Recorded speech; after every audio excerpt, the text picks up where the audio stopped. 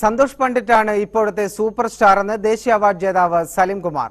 തമിഴിലെയും ഹിന്ദിയിലെയും ഉൾപ്പെടെ സൂപ്പർ താരങ്ങളുടെ ചിത്രങ്ങൾ ഉള്ളപ്പോഴാണ് കൃഷ്ണനും രാധയും നിറഞ്ഞ സദസ്സിൽ പ്രദർശിപ്പിക്കുന്നത്. ദുബായിൽ വാർത്താ സമ്മേളനത്തിൽ സംസാരിക്കുകയായിരുന്നു നടൻ. നല്ല സിനിമകൾ കാണാൻ കേരളത്തിൽ ആളില്ല. അതേസമയം സന്തോഷ് പണ്ഡിറ്റിന്റെ സിനിമ കാണാൻ തള്ളിക്കയറ്റമാണ്. സൂപ്പർ താരങ്ങളുടെ ചിത്രങ്ങൾ മൂന്നാം നാൾ തിയേറ്ററുകളിൽ മൂക്കും കുത്തി വീഴുമ്പോൾ ഒരു ചിത്രം വിജയിപ്പിച്ചെടുത്ത സന്തോഷ് പണ്ഡിറ്റിന്റെ ആരാധകനാണ് താനെന്നും സലീം കുമാർ പറഞ്ഞു.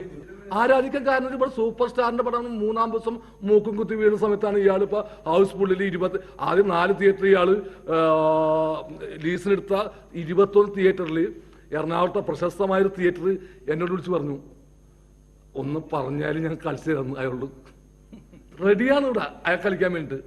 എന്നിട്ട് നമ്മൾ അയാളെ കുറ്റം പറയുന്നു, അയാളെ വള്ളു പറയുന്നു, ഇയാളുടെ പടം മോശം. അങ്ങനെ എല്ലാ പടവും ഒന്നിനോടൊന്ന് താരതമ്യം ചെയ്യുമ്പോൾ എല്ലാം മോശം തന്നെയാണ്.